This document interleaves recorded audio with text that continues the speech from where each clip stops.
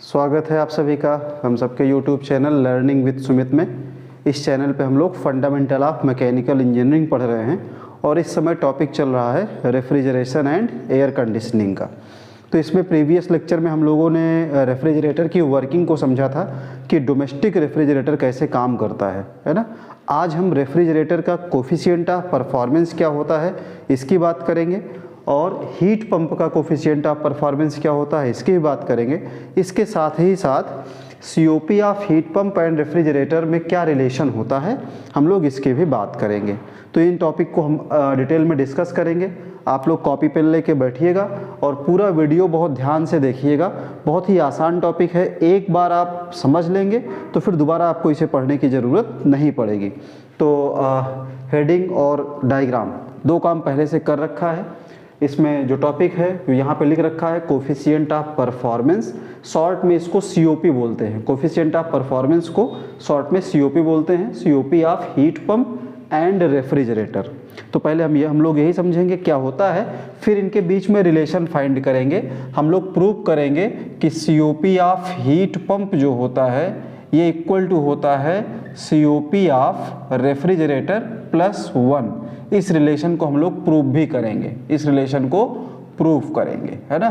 तो इतना हम लोगों को आज समझना है और पढ़ना है कि ये रिलेशन क्या होता है COP of heat pump and refrigerator का। तो ध्यान से इस टॉपिक को समझिए। देखिए ये हीट पंप है और ये रेफ्रिजरेटर है, ठीक। दोनों डायग्राम में क्या डिफरेंस है देखिए। हीट पंप के केस में यहाँ जो लोअर टेम्परेचर बॉडी है वो T2 है ना। वो क्या है, सराउंडिंग यानी एटमॉस्फेयर है। जबकि जिस रूम को हमें हीट करना है या जिस स्पेस को हमें ज़्यादा टेम्परेचर पे रखना है, जिसको हीट सप्लाई करनी है, वो किस पे है, उसका टेम्परेचर T1 है। मतलब ये आपका ये बॉडी हो जाएगा और ये एटमॉस्फेयर हो जाएगा हीट पंप के केस में।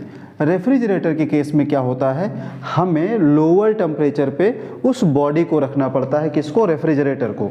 तो हमारा जो रेफ्रिजरेटर है ये लोअर टेम्परेचर पे होगा T2 और जो सराउंडिंग होगा हमारा एटमॉस्फेयर वो इसके कंपेयर में ज़्यादा टेम्परेचर पे होगा। तो हायर टेम्परेचर रेफ्रिजरेटर के केस में सराउंडिंग हो गया। सराउंडिंग का मतलब होता है एटमॉस्फेयर, एटमॉस्फेयर है ना। ये एटमॉस्फेयर है और ये जो आपका बॉडी है ये वो स्पेस है जिसको हमें ठंडा रखना होता है। तो ये रेफ्रिजरेटर और ये हीट पंप, ये काम करने के लिए हमें देखिए ये लोअर टेम्परेचर बॉडी है और लोअर टेम्परेचर बॉडी से हमें हीट को एक्सट्रैक्ट करना पड़ता है, यानी हीट को रिमूव करना पड़ता है जिससे ये बॉडी लोअर टेम्परेचर मेंटेन कर सके, है ना।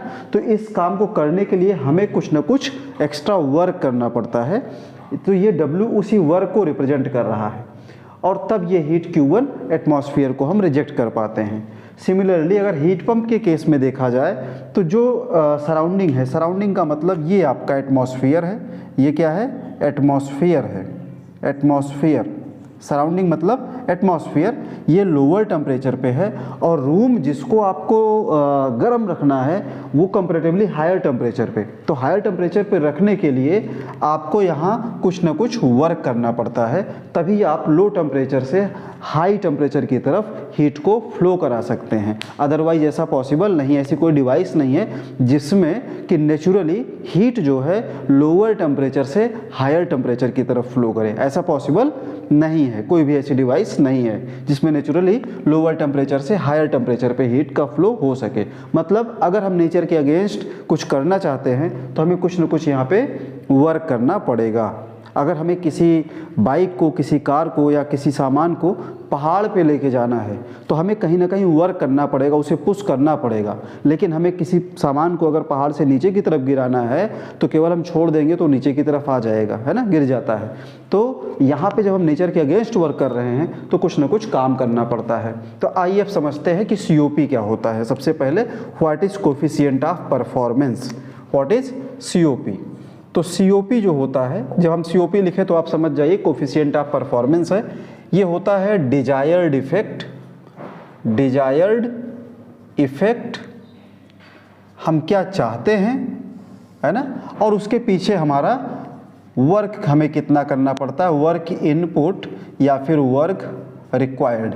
ये होता है कॉमन कोफिशिएंट ऑफ परफॉर्मेंस, चाहे हीट पंप की बात करें या रेफ्रिजरेटर की बात करें। अब इन दोनों को अलग अलग लिखते हैं कि COP ऑफ हीट पंप क्या होगा। तो अगर हीट पंप की बात करें तो COP ऑफ हीट पंप की अगर हम बात करें तो डिजायर्ड इफेक्ट क्या हो जाएगा, हीट पंप में हम क्या चाहते हैं, हमारा एरिया ऑफ इंटरेस्ट क्या है। हमारा इंटरेस्ट ये है कि ये जो रूम है इसको ये हीट पंप गर्म रखे, इसमें गर्म हवा मिलती रहे, मतलब इसको हीट मिलता रहे। तो हीट कौन दे रहा है, Q1, मतलब इसमें Q1 की सप्लाई मिलती रहनी चाहिए। ये हमारा डिजायर्ड इफेक्ट होता है हीट पंप के केस में। तो हीट पंप के केस में हमारा डिजायर्ड इफेक्ट हो गया Q1 अपॉन वर्क इनपुट कितना है W, Q1 अपॉन W, ये हो गया। इसी तरीके से अगर हम बात कर लें COP ऑफ रेफ्रिजरेटर की, COP ऑफ रेफ्रिजरेटर की, तो रेफ्रिजरेटर में डिजायर्ड इफेक्ट क्या है, कूलिंग इफेक्ट है। हम चाहते हैं कि ये बॉडी हमेशा ठंडी बनी रहे, लोअर टेम्परेचर यहाँ पे मेंटेन हो। तो लोअर टेम्परेचर मेंटेन करने के लिए इसमें से Q2 का निकलना जरूरी है। ये जब इसमें से Q2 निकलता रहेगा तो बॉडी हमारी लोअर टेम्परेचर पे रहेगी। मतलब ये हो गया कि रेफ्रिजरेटर के केस में हमारा जो डिजायर्ड इफेक्ट है वो Q2 है, और अपॉन इस काम करने के लिए हम जो वर्क इनपुट दे रहे हैं W हो गया, तो Q2 अपॉन W। तो ये हम इसको लिख देते हैं इक्वेशन नंबर 1 और इसको लिख देते हैं इक्वेशन नंबर 2। तो COP of heat pump Q1 upon W and COP of refrigerator is Q2 upon W, ये हो गया। अब W क्या होता है, जरा W को समझ लेते हैं, ये बड़ा एरिया ऑफ इंटरेस्टिंग है। W दोनों के केस में देखिए यहाँ पे क्या है, अगर हम W की बात करें तो हीट पंप को हम वर्क दे रहे हैं और हीट पंप में सप्लाई क्या हो रही है, Q2 जा रही है सराउंडिंग से। तो ये Q2 और W ये दो इनपुट है हीट पंप के पास, और हीट पंप से क्या निकल रहा है, Q1 निकल रहा है। इसी तरीके से रेफ्रिजरेटर में अगर देखा जाए तो Q2 और W दोनों रेफ्रिजरेटर में इन हो रहे हैं और रेफ्रिजरेटर से आउट क्या हो रहा है, Q1। तो दोनों केस में अगर आप देखोगे तो आपको ये मिल जाएगा कि Q2 plus W equal to क्या मिल रहा है, Q1। Q2 plus W equal to क्या मिल रहा है, Q1। तो यहाँ से अगर हम W निकालना चाहें तो W इक्वल टू क्या आएगा, Q1 माइनस Q2।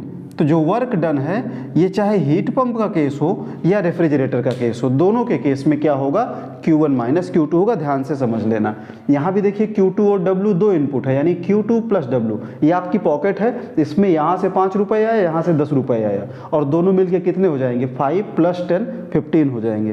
तो यहाँ पे Q2 आ रहा है और W आ रहा है, और यहाँ से बाहर क्या निकल रहा है, Q1। यहाँ से Q2 आ रहा है, यहाँ से W आ रहा है, बाहर क्या निकल रहा है, Q1।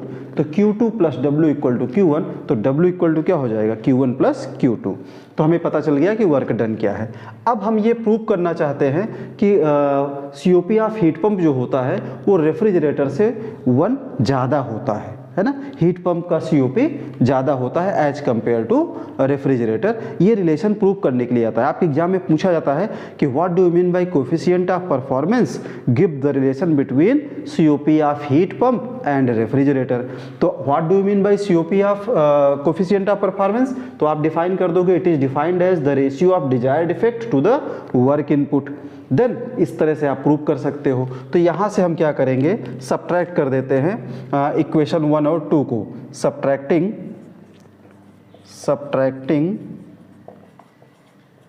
Equation 1 and 2। तो 1 और 2 को अगर हम सब्ट्रैक्ट करेंगे तो हम लिख सकते हैं COP of heat pump minus COP of refrigerator equal to, ये हो जाएगा Q1 upon W minus Q2 upon W, ऐसा लिख सकते हैं। या फिर हम लिख सकते हैं और करके COP of heat pump minus COP of refrigerator equal to Q1 minus Q2 upon W, Q1 minus Q2 upon W। अच्छा, आप जानते हो कि ये जो Q1 minus Q2 upon W है, तो W को हम लिख सकते हैं क्या, Q1 माइनस Q2 लिख सकते हैं। तो इस तरह से हम लिख सकते हैं कि COP of heat pump minus COP of refrigerator equal to, देखिए ये न्यूमरेटर में Q1 माइनस Q2 और डिनोमिनेटर में भी Q1 माइनस Q2 है, तो ये क्या होंगे, ये कैंसिल आउट हो जाएंगे। कितना आ जाएगा, 1 आ जाएगा, है ना। तो इसको हम लिख सकते हैं इक्वल टू 1। या फिर इसी को हम लिख सकते हैं COP of heat pump equal to COP of refrigerator plus 1। ये minus COP of refrigerator right side जाएगा तो प्लस हो जाएगा।